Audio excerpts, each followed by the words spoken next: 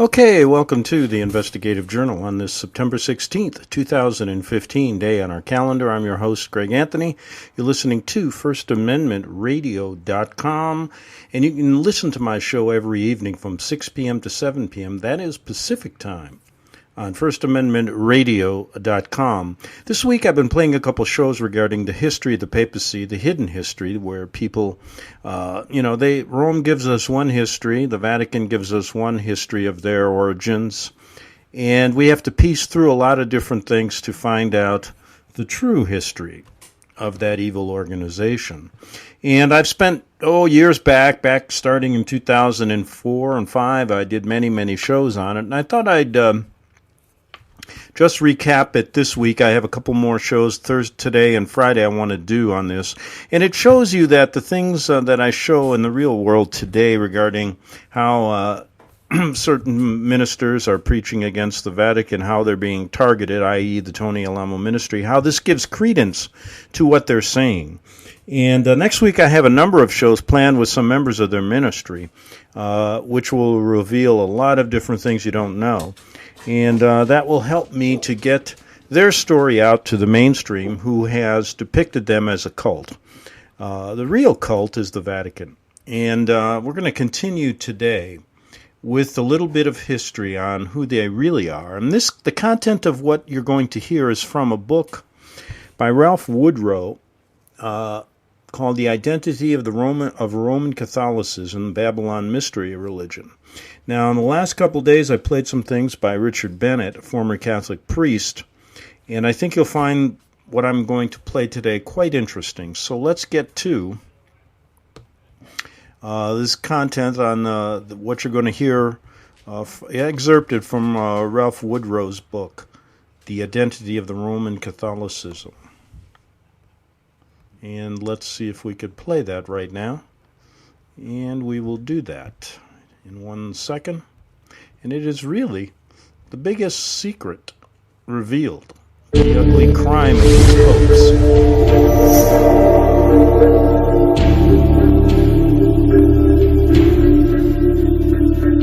popes. When was a Roman Catholic Church made? In order to understand its birth, first we need to follow the process on how the early church in Rome, which had been persecuted, obtained recognition from the Roman Empire.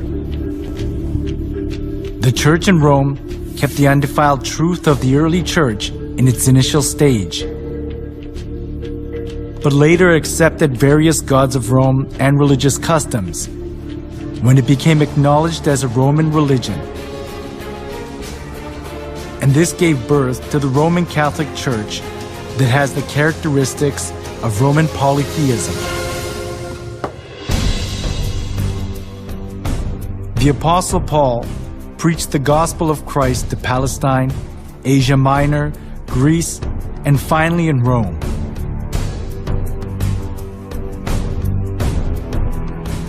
The church in Rome was not welcomed in its initial stage. It was because of the monotheism of Christianity and the polytheism of Rome conflicted with each other.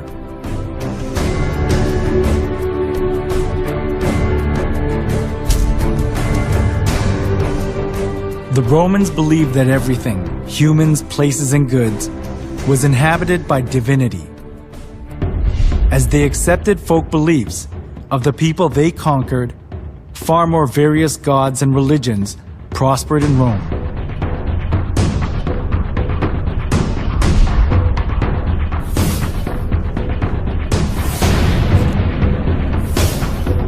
We're looking at all the different gods worshipped by the Roman Empire. Christian monotheism that appeared in this age went counter to the polytheistic concept of Rome, especially as the Roman emperors approved all the religions of the people they conquered in order to rule over them and to achieve their political purposes.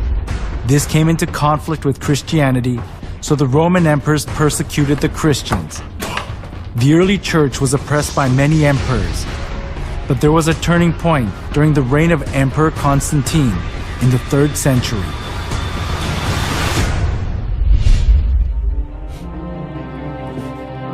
In 313, Emperor Constantine proclaimed the Edict of Milan. The edict approved Christianity as a legal religion of Rome and gave legal privileges and immunity from military duty and taxes to the Christian clergy.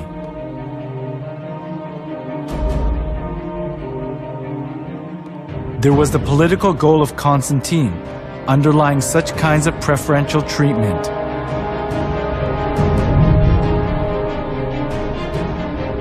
It was Mithraism, the sun worship religion, that was diffused throughout Rome.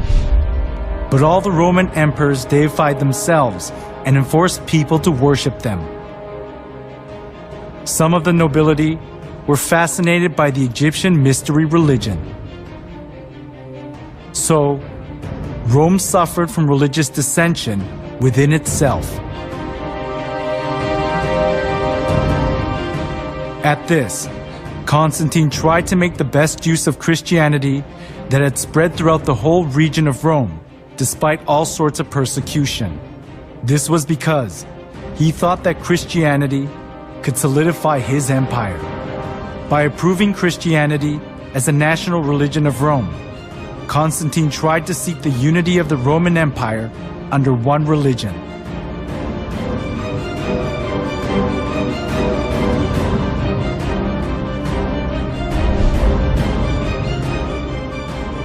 Thanks to Constantine's pro-Christian policies, many believers of the polytheistic religions of Rome streamed into the Christian church. This tightened Constantine's political grip, and Christianity positioned itself as the religion of Rome, expunging persecution and contempt it had received so far. However, the indiscreet conversion they did without having any kind of understanding or faith, rather produced an adverse effect, the influx of pagan customs into the church.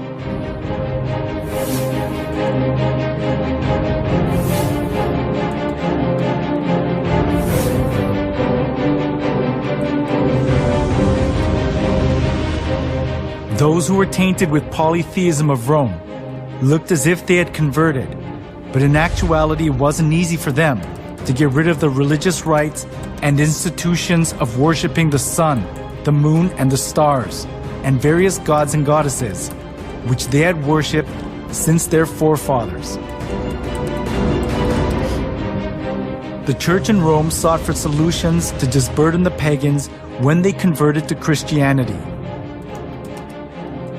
It was to bring in things similar to the gods that the pagans had believed into the church. They thought they would increase the number of pagan converts by doing that.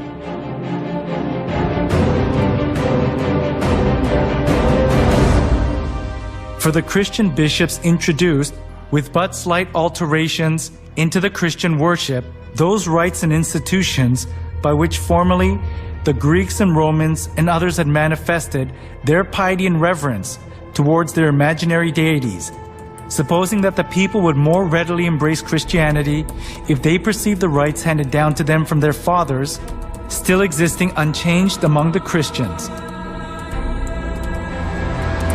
The church in Rome that had been persecuted and despised wanted to put their roots down in Rome as an approved religion, even if they had to be mixed up with Roman polytheism.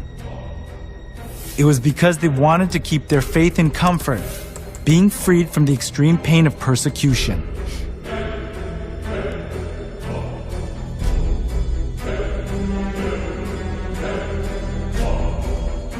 To attract more pagans, the church in Rome tried to Christianize various kinds of pagan gods to suit the Bible.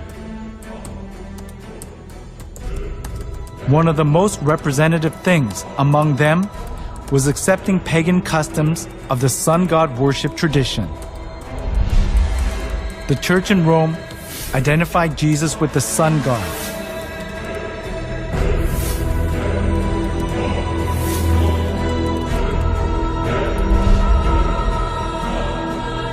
Inside of the church was decorated with various kinds of sun images, and the idea to worship the sun was established as if it were the truth of the church.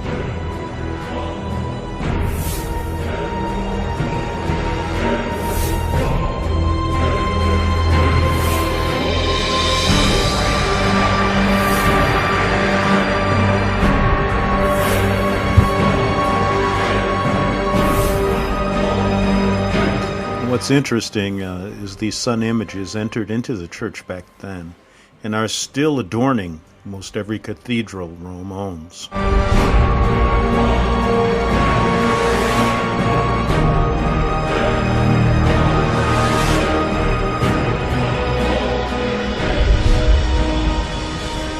All judges, city people, and craftsmen shall rest on the venerable day of the sun. Constantine's edict in 321 played an important role in making the sun god worship faith to put its roots down in the church. Constantine continued to identify the sun with the Christian god in some way. When in 321, Constantine made the first day of the week a holiday, he called it the Venerable Day of the Sun, Sunday. The Christian church took over many pagan ideas and images. From sun worship, for example, came the celebration of Christ's birth on the 25th of December, the birthday of the sun. As the sun god worship mingled in with Christianity, the church in Rome was deprived of its purity of the early church and changed its appearance to the Roman Catholic Church.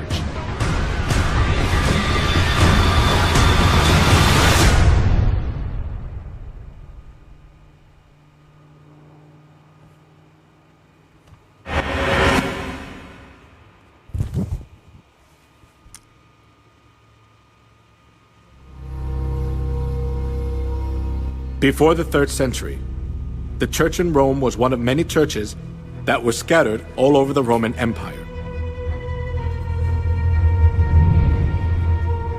The reason the church in Rome later became the head of all the churches of the world and dominated the Middle Ages was because it joined hands with Emperor Constantine. As a result of Constantine's pro-Christian policies, many people who believed pagan gods converted to Christianity. This consolidated Constantine's political position, and there was no need for the church in Rome to refuse the converts because it was a good opportunity to secure its religious position. The church in Rome accepted pagan idolatry and doctrines. It was quickly secularized. During the Middle Ages, it was even hard to tell the difference between the church and the secular world. The Catholic Pope enthroned kings, and kings protected the Catholic Church.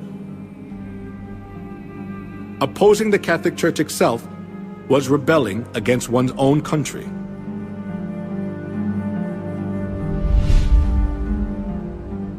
The Pope wielded an absolute power. We can see just how powerful he was through one incident, the humiliation at Canossa. That happened during the time of Pope Gregory VII.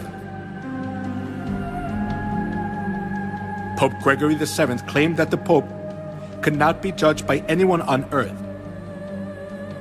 and he could dethrone emperors and kings, and excommunicated Henry IV, the Emperor of the Holy Roman Empire, in the course of the investiture controversy. As Henry IV was faced with the crisis of being dethroned, he went to the Pope who was in Canossa.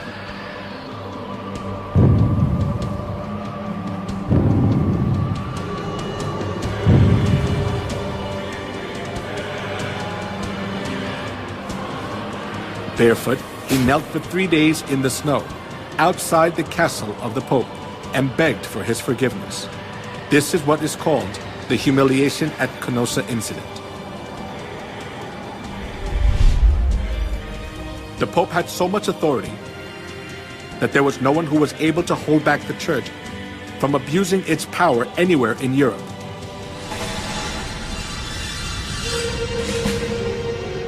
Not only that, the popes committed numerous crimes such as murder, blasphemy, simony, and adultery to hold on to their seat of power.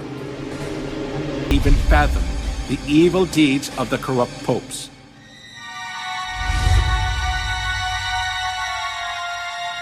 Among them, Pope Leo X enjoyed works of art and collected masterpieces. He invited artists like Michelangelo, Leonardo da Vinci, and Raphael to the Vatican and richly ornamented the church. Being driven by his vanity, he constructed St. Peter's Basilica. However, as he ran out of money by collecting costly works of art, he started to print a greater amount of indulgences.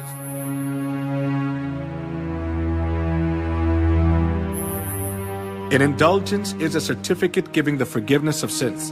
The Catholic priest propagated that people were guaranteed to enter the kingdom of heaven safer when they gave more money. Come, see for yourself. This is not just a simple indulgence. Even though you don't do confession, all your sins will be forgiven.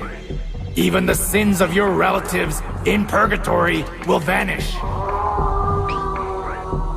Will you just leave your mother to suffer in the fire?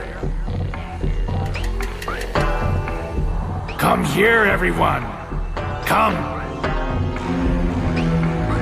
When you drop the coins in the box and it makes a clinking sound, then the souls will arise from the fiery purgatory.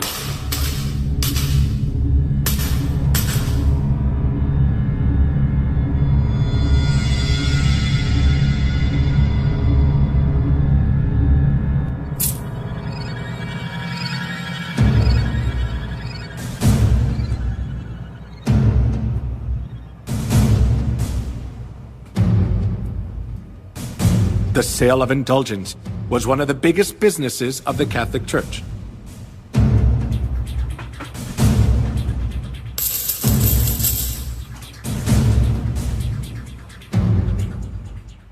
Since indulgences was a good solution for those who were seized by the fear of hell, numerous people gathered to buy the kingdom of heaven.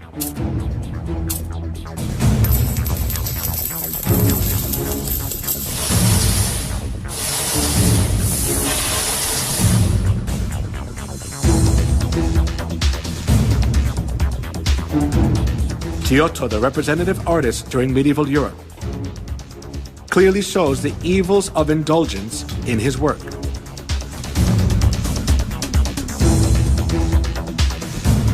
The Last Judgment. In the painting, Jesus, the judge, is in the middle and the apostles are on both sides. Heaven is shown on the right and hell is shown on the left. One thing that is worthy of notice here is the scene where souls are weighed. A man who is on his knees presents a model of the chapel to three women. The name of the man is Enrico Scorveni. He was a notorious loan shark of that time.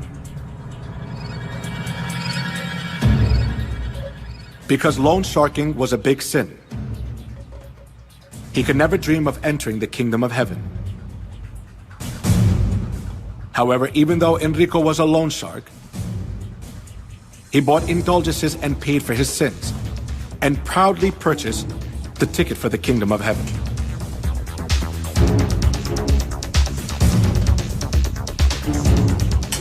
The Bible teaches that only God can forgive sins.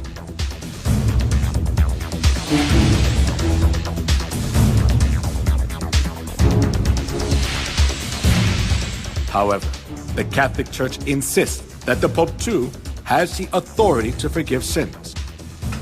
This kind of false teaching enabled them to commit fraud, the sale of indulgences.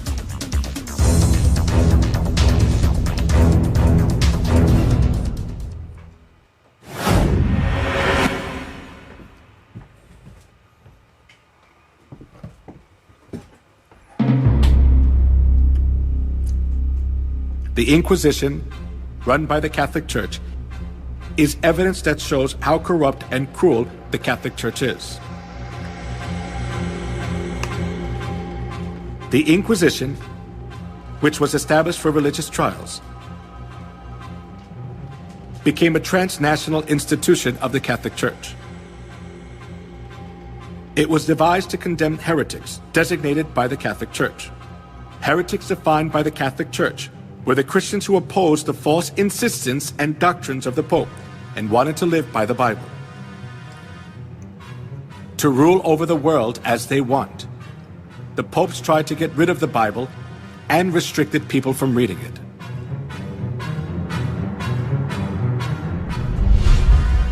Pope Alexander III labeled those who read the Bible as heretics and commanded to confine Christians who were condemned as heretics to expropriate their property. Pope Innocent III instituted the Inquisition and launched crusades to combat heresy. Numerous Christians were killed and dispossessed of their properties.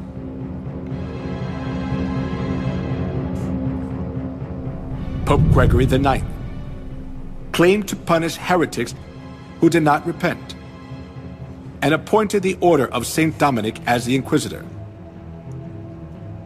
Pope Innocent IV promulgated the bull Ad Extirpanda, explicitly authorizing torture, and commanded to burn everyone who opposed Catholicism. Here is the salient religious trial of the century.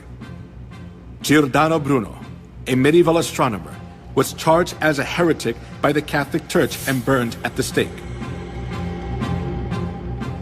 The reason he was burned was that he denied the geocentric theory and insisted on the heliocentric theory. Visit crosstheborder.org, CROSS, crosstheborder.org, to get your print, EPUB, or PDF version of the book, The Rapture Will Be Canceled. That's crosstheborder.org. I know you all want answers, and believe me, so do I, and I'll do my best to get them. Despite Nicolas Cage's promise to do his best to get left behind rapture answers for us, don't hold your breath. Not everyone believes Left Behind is true prophecy. Some may even regard as conspiratorial the mainstream re-release of the Left Behind movie with actor Nicolas Cage portraying the main character as an attempt to further reinforce in the minds of all this perception of false prophecy in order to condition the masses for the play about to begin. If you want true Bible prophecy answers, get the book, The Rapture Will Be Canceled. The author exposes the Latin rapture origin, the 7-year tribulation deception, true Bible revelation of Daniel's 70 weeks, the abomination of desolation, the restrainer, America in the Revelation, the image of the beast and the mark of the beast, and the truth about God's chosen people, and so much more about Bible prophecy. This book will shatter the Left Behind paradigm of future events. Get the book, The Rapture Will Be Canceled. Visit crosstheborder.org, CROSS, crosstheborder.org, to get your print, EPUB, or PDF version of the book, The Rapture Will Be Canceled. That's crosstheborder.org.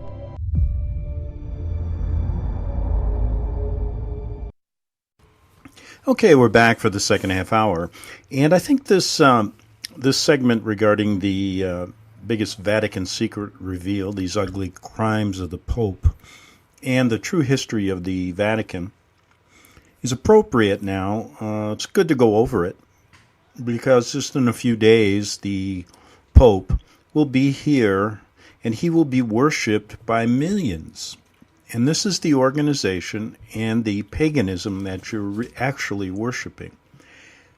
Do they have the same plans for heretics now? Well, they did the exact same thing to the Tony Alamo ministry, disbanding it, putting their pastor in jail for 175 years, stealing all of their possessions. And they consider a heretic to be the same as they did back then. Same definition, same treatment. Now, I think it's interesting that we left off talking about the man that was burned to death, who was talking about the heliocentric theory of the earth, which means that it was a globe. And at that time, the Vatican supported a geocentric theory. Now, today, they support a heliocentric theory, and it's interesting to note that they only do things for their own advantage. And whether it is heliocentric or geocentric, is it really important to burn somebody at the stake for it? For having a different idea? Well, let's get back to more on the true history of this papal organization.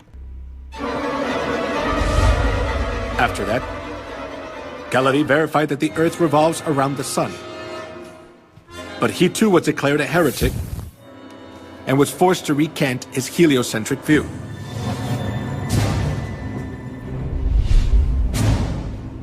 Joan of Arc, Maid of Orleans, who saved France from a crisis, was burned at the stake as a witch by the Inquisition.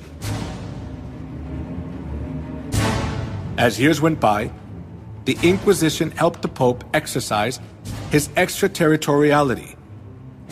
To stay in power, the Catholic Church accused those who stood against them of being heretics and eliminated them. If a person was charged of being a heretic once, he had no right to have counsel. He was severely tortured and ended up being imprisoned for life or executed by fire.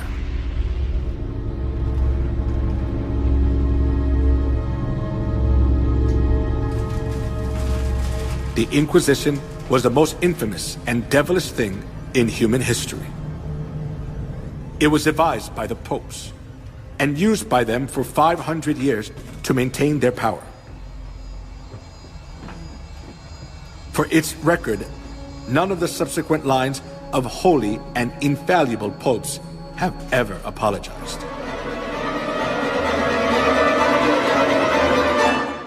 He was given power to make war against the saints and to conquer them.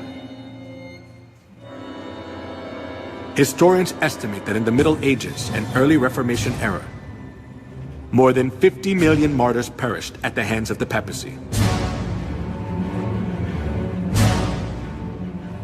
During the Dark Ages, 50 million innocent people were killed. In order to increase its wealth and power, the Catholic Church killed a great number of people. It is a distortion of history to call a murderer the apostle of peace. The Bible describes the crimes of the Catholic Church as below.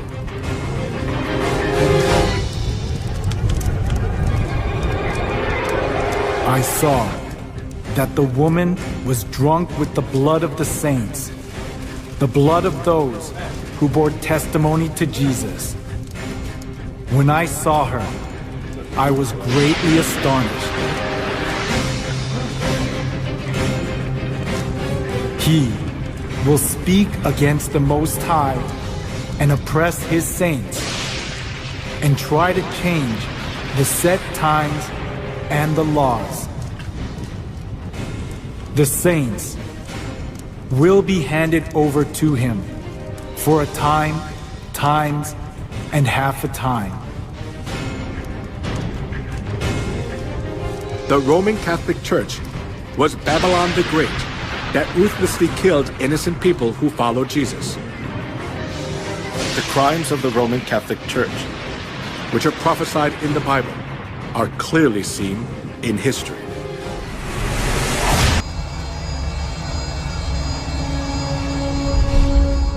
The torture device in the shape of a wheel was invented for execution.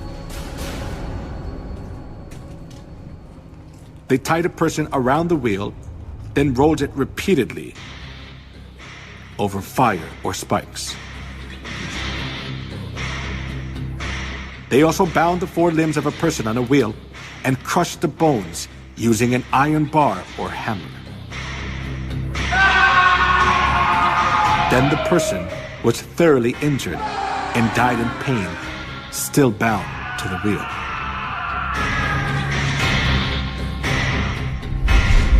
The Inquisition invented cruel torture devices to give victims as much pain as possible.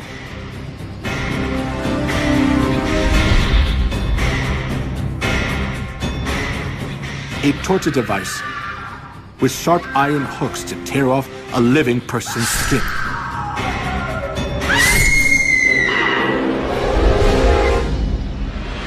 A pyramid-shaped torture device with a sharp tip. A person was put on top and suffered severe pain as a sharp point was inserted into the body, little by little, due to the body weight.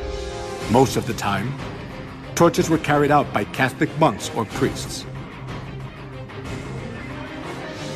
They pulled out nails using pliers, burned parts of the body with fire, and crushed fingers and toes with torture devices. A pulley was used to lift a victim's body up, and then drop them to make all the joints go out of place. A person was burned alive while their hands and feet were tied. A chair with spikes was used to tie a person down, and it made blood come out from every part of their body. If a victim denied the Catholic Church's teachings, despite the heart torture, they poured boiling lead in the mouth or ears, or gouged out their eyes, or flogged them until parts of their skin flew off.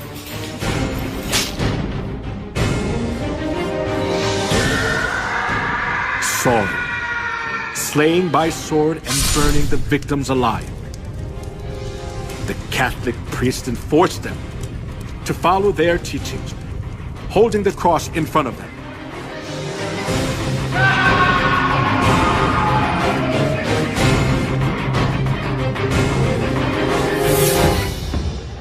The persecution for anti-Catholics continued as a large-scale massacre.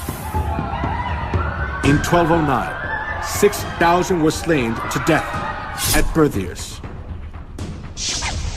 And 1211, 100,000 Christians were massacred at Lavore. Though the massacre at Merindal, 500 women were locked in a room and burned to death. In the massacre of Orange in 1562, the Italian army sent by Pope Pius IV was commanded to slay men, women, and children. In 1572, approximately 100,000 people were massacred in Paris, France.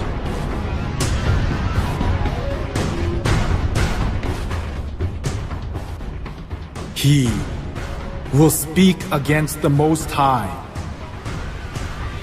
and oppress his saints. The saints will be handed over to him for a time, times, and half a time. As it was prophesied that the one who speaks against the Most High would make war against the saints and conquer them, over 50 million people were slaughtered during the Dark Ages. Okay, before we go any further, let's put this into perspective. Many will say that that was then, this is now, the Vatican has changed. I assure you it hasn't. And if you look at some of the stories, even since World War II, if you just look at the Holocaust, you really understand the truth behind it. When I was in Rome, I started reading some French and Italian books on that subject, and first started learning about really this ring of power, how the Vatican was instrumental in many different Holocausts. For example, the Croatian massacres. It still goes on today. And then when you research their massacres in the mission schools regarding our Native Americans and Native Canadians, you'll see that nothing's really changed. And today they operate in a similar manner, more clandestine, but their evil continues. And perhaps the word heretic still means the same thing as it did back then. And when I say perhaps, it's because most people don't believe it. When I talk to Catholics, they have no idea about this history. I didn't when I was in school. They don't talk about this stuff. And in a sense, you think it basic when you read their version of it, it is nothing like the truth. So what I'm getting at is this Holocaust will remain, and it's interesting that America, I believe, is going to be their next stop, and that's what the Pope is here for. Everything is revealed about their organization in plain sight. You'll see it all on all of their paintings. You'll see it on their churches. You'll see it in the House of Representatives. You'll see it on our buildings. You'll see it in the Statue of Liberty. You'll see it all over if you really, truly want to see. Let's look at the crimes of the Catholic Church, continuing on in a more present day.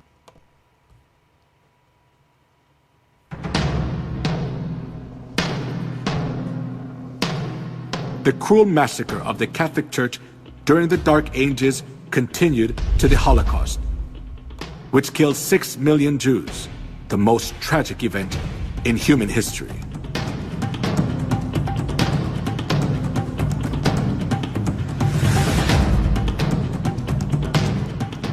From 1933 to 1945, 6 million Jews, including 1.5 million children, were slaughtered in 15 European countries, such as Poland, Russia, Austria, Czechoslovakia, Hungary, France, Belgium, Luxembourg, Italy, Netherlands, Norway, Romania, Yugoslavia, and Greece.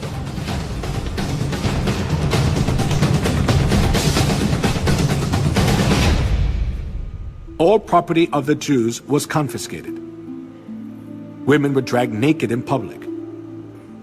They suffered from starvation, infectious diseases, confinement, and public execution.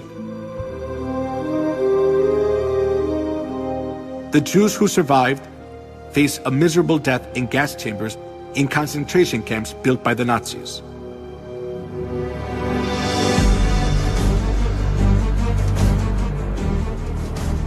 When the gates of the concentration camps for the Jews were opened as World War II ended, the world was shocked.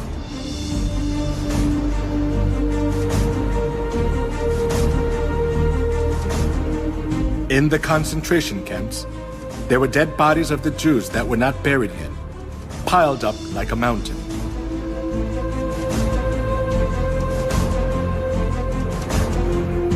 While Hitler massacred 6 million Jews under the pretext of ethnic cleansing, the Catholic Church publicly advocated Hitler's genocide of the Jews, claiming it stood for anti-Semitism.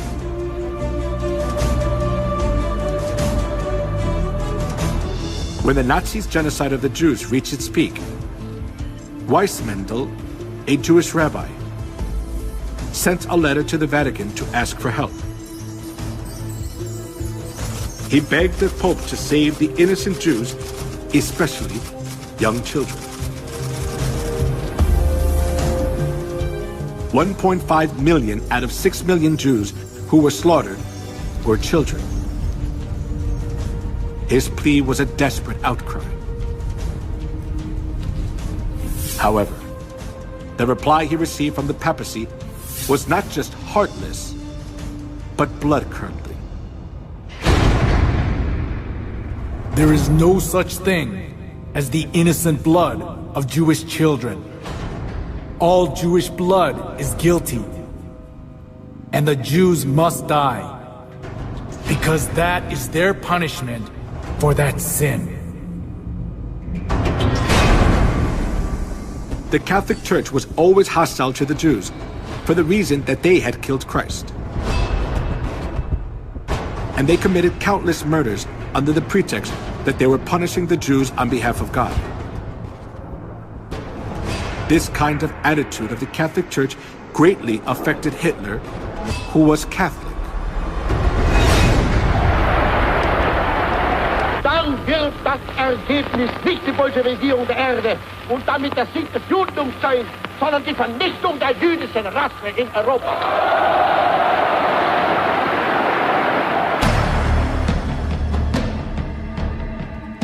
Hitler was a fervent Catholic.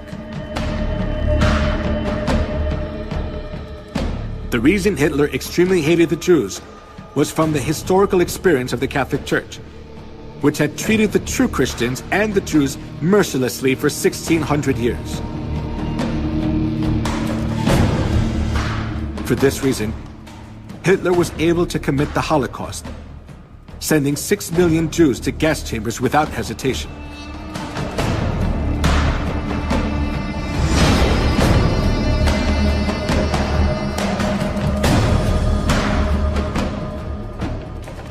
Before the massacre of the Jews began, the Catholic cardinals officiated in Mass for blessing the German Nazi guards.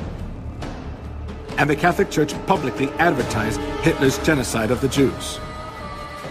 And if you look back then, you'll see all these, you'll see that most of the Catholic priests, bishops, advocated Hitler, even saying that Christ has come in the form of Hitler. Hitler is here to save Christianity. Many Catholic priests and theological students pledged allegiance to Hitler during that time. And you can see, we've done so many shows on the connection between Pope Pius XII and Hitler. Let's move forward.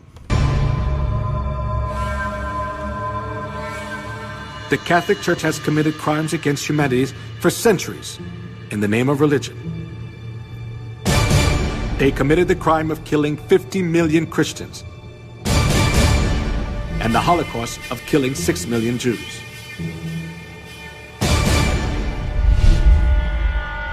The traces of the massacre of the Jews still remain at the Auschwitz concentration camp in Poland. The pictures of the Jews and their belongings are displayed in the concentration camp, showing how the Jews were mistreated, cursed, and insulted.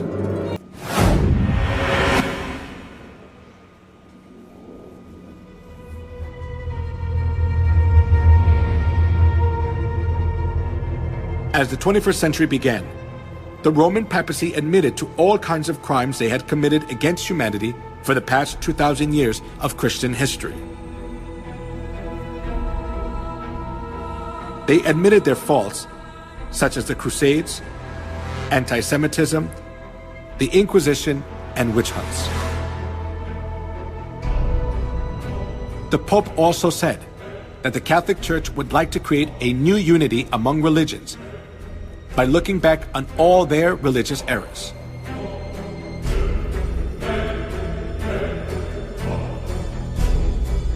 However, can all the errors of the Catholic Church be forgiven by just admitting to all the crimes they committed against humanity in the past?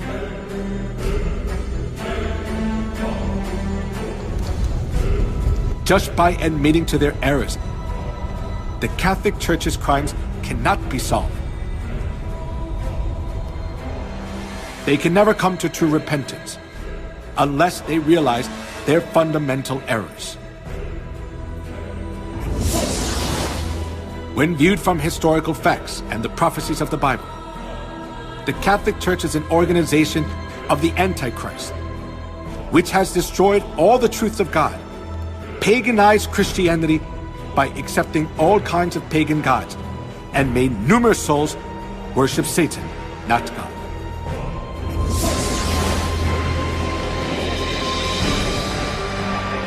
Not being content with their crime of killing cruelly whoever was against them for the past 2,000 years of Christian history, the Catholic Church is still committing a crime of driving countless souls to death. Therefore, admitting their crimes, which have already been revealed through history without having fundamental repentance, is only a crafty trick of the Catholic Church to pull the wool over people's eyes.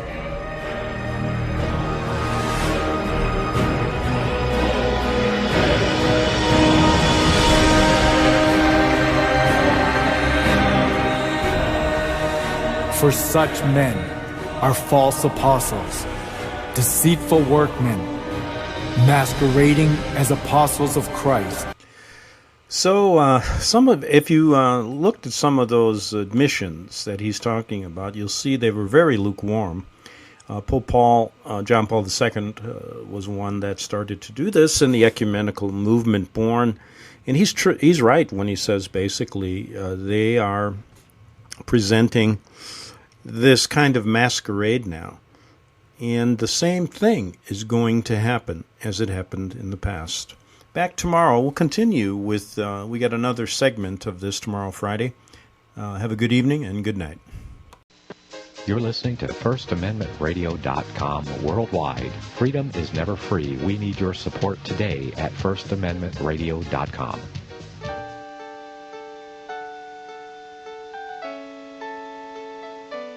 The program you are listening to is 100% sponsored by you, the listener, on this First Amendment Rights Media channel. You will notice that there are few commercials on this radio network. There's a good reason for that. Corporate advertising dollars come with strings that limit program content. So without your help, these programs cannot continue on internet or our several affiliates. If you benefit by the educational law programs, we ask you to give. If you are admonished or nurtured by the Bible and ministry programs, we ask you to give. If some voice a cause that you are passionate about, we ask you to give. If you believe in any of these, we ask you to support them as you would a missionary on a continual basis, as if giving a tithe for missionary radio. These programs are not commercially viable and must be supported by those faithful to the cause of truth. Look for the button to sponsor your favorite programs at our listen and schedule pages on the internet. Then, when you subscribe, we will send you the last quarterly MP3 CD of that program immediately, and continue to do so with each new quarter. We will also give you unlimited archive access to all of our programs. We're asking you to give much less than a tithe, so that you may also send support directly to a particular program host, cause, and anywhere else the Spirit may lead you.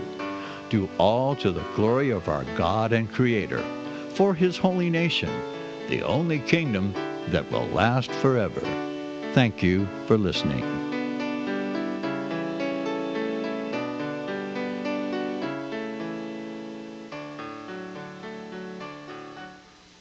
Since the beginning of time, kings have sought it, nations have fought for it. It has been traded, it has been borrowed, it has been purchased, it has been stolen. There's a reason for it. To secure the blessings of liberty to ourselves and to our posterity, invest with the security of gold and silver. Call Discount Gold and Silver Trading at 1-800-375-4188 or visit discountgoldandsilvertrading.net. Listen to Financial Survival with your host Melody Cedarstrom right here on FirstAmendmentRadio.com at 4 p.m. Eastern or 1 p.m. Pacific Time. Visit discountgoldandsilvertrading.net or call Discount Gold and Silver Trading at 1-800-375-4188. Toll free 1-800-375-4188.